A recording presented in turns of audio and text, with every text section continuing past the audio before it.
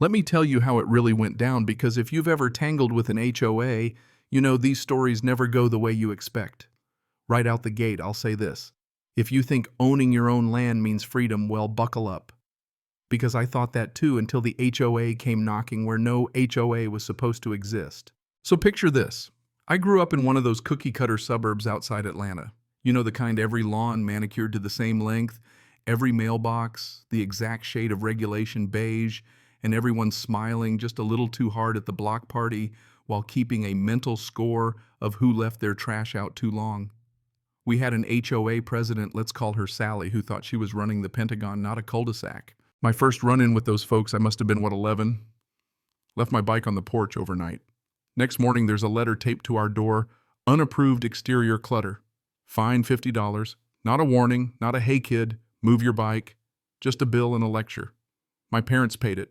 Told me that's just how it is here. Rules are rules. I hated it. I started counting the days till I could get out. High school just made it worse. Borrowed my dad's truck for an early shift, parked it in the street so I wouldn't wake everyone up, bam, another fine. Used the wrong kind of salt to clear the sidewalk after a rare Georgia snow fine. My senior year, I swear I spent more time learning about compliance notices than I did about calculus. There was this one night I remember I was sitting by my bedroom window, staring out at the rows of houses that all looked the same under the sodium lights. I told myself, you're gonna get out. You're gonna find a place where nobody tells you what to do. But dreams are easy. Escape. Well, that took some doing. Fast forward a few years. I put myself through college, got a job that paid just enough to afford a shoebox apartment in the city. It was different, no HOA, just a landlord who only showed up to raise the rent. The noise, the crowds, the pressure to hustle every day, it wore me down. What kept me going? Memories of my granddad's farm in Maine. Summers spent running barefoot through tall grass, learning how to patch a fence, feeding cows that looked at you like they'd seen everything.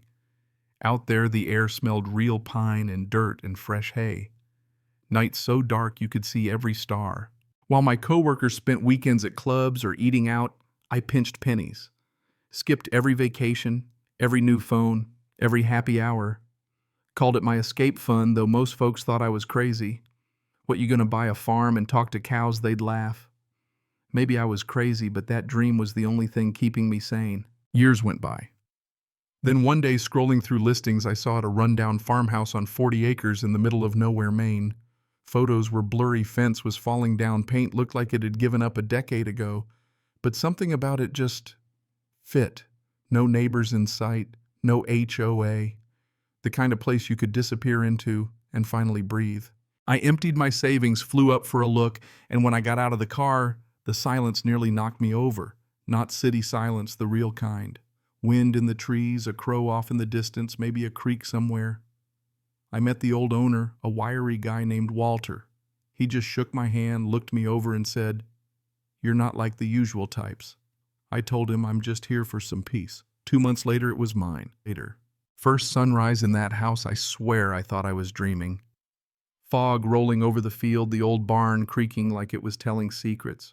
No fines in the mailbox. No neighbors peeking through blinds. I spent weeks fixing the roof, patching floors, painting the house whatever color I damn well pleased. Adopted 2 dogs, Jasper, a shaggy mutt, and Rocky, a shepherd with more attitude than sense. Got a few cows, planted a little garden, figured out the rhythm of the place. For a while, it felt like I'd finally beat the system. Then, because there's always a then in these stories, one morning a letter showed up in my mailbox. Notice of violation, Stone Hollow Homeowners Association. I nearly dropped my coffee. There wasn't an HOA out here. My deed was clean. But the letter listed fines, wrong paint color, unapproved livestock barn visible from the road, even complaints about my dogs barking. Failure to comply may result in daily fines and legal action. First I laughed. Then I got mad. I called the number on the letter. Got shuffled around, then a voice comes on, crisp, condescending. "This is Sally Flynn, president of the HOA. Your property is under our jurisdiction since the recent expansion. You'll need to comply." I told her flat out, "That's not what my deed says." She didn't care. Regulations are non-negotiable. Click. I figured it was some scam, a mix-up that had sorted itself out. But a week later, there's a new notice, fines doubled. Threats about property liens. That's when I realized this wasn't going away. So I did what any sane person would: dragged a big board out to the driveway painted in block letters, "Not part of HOA. Trespassers will be prosecuted." Hammered it right where you couldn't miss it. Next morning, black SUV pulls up. Out steps, Sally herself, all pressed blazer and righteous fury. Tries to order me to take the sign down. I told her no, maybe a little too happily. She promised legal action. I tore up her violation notice right there in front of her. She left in a cloud of dust, but not before promising I'd regret this. And then things started getting weird. Unmarked cars parked at the edge of my land watching. People in town started giving me the side eye. Word gets around quick in a small town, and Sally was poisoning the well-spreading rumors telling folks I was trouble. Then came the inspections. 2 guys, private security, not cops, not officials, caught snooping around my barn with clipboards. Claimed it was routine compliance. I chased them off, told them if I saw them again I was calling the sheriff. A couple days later, 3 police cars pull up, lights flashing. Sally's right there, arms folded, looking like she just won the lottery. Cops start asking if I've been harassing neighbors, refusing to follow community guidelines. I laughed, couldn't help it. But then I saw one of the cops gripping his holster, ready to escalate. So I took a breath, went inside, grabbed my deed, and handed it over. Older officer flips through the paperwork, starts frowning. Sally's smug smile fades real quick. Officer finally says, "You're not under their jurisdiction. This isn't enforceable."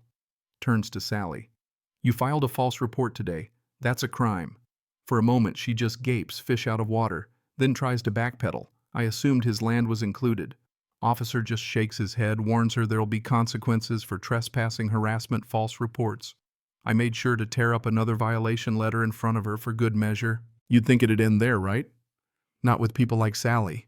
Next, my mailbox goes missing, no accident. Then new violation notices nailed to my barn, then to the fence, then the front door. Someone cuts my pasture fence, lets my cows loose into the woods. Now it's not just harassment, it's dangerous. I go to town, buy cameras, set them up everywhere, driveway, barn, pastures. Couple nights later, 2:37 a.m., my phone pings, motion detected. There's a guy in a hoodie, stack of notices in hand. I grab my shotgun, step outside, rack it loud. He bolts, trips, drops the stack, runs so hard I'm surprised he didn't leave his shoes behind. I toss the notices in the burn barrel, watch them go up in smoke. Enough is enough. Next morning I drive straight to my lawyer, lay it all out: harassment, trespassing, vandalism, false police reports. She files suit. We go after the HOA, Sally personally, for every violation we can document. When the insurance company sees the footage, they panic. Sally's little power club turns on her overnight. The board votes her out, bans her from ever holding office. By the end of the month, Sally's gone, house sold, HOA stripped down, half their rules gone. They pay me out for damages, cover legal fees, and sign an agreement to never bother me again. A few weeks later, new HOA president knocks on my door. "We need your input. If we're going to fix this, we need the guy who stood up to us." I laugh hard but agree to give advice unofficially. Not joining their little club, but I'll make sure what happened to me doesn't happen to anyone else. First time I really meet the neighbors is at the new barbecue they throw. People who'd once avoided me now want to hear what happened. For once, nobody's worried about fines or lawns or mailboxes. We're just neighbors sharing a beer, a laugh, a story. Funny thing is, after all that fighting, I ended up helping the place more than anyone expected. Here's what I learned. Some people will always chase power, and some will use any rule, any little scrap of authority to make your life hell. You can roll over, or you can stand up, fight back, and remind them that sometimes, just sometimes, the stubborn guy with mud on his boots wins. So let me ask you, do you think HO, as ever, do more good than harm? Or are they just power trips waiting to happen? Ever tangled with one yourself? I'd love to hear your stories. Drop them below. Let's see where the line really is between community and control.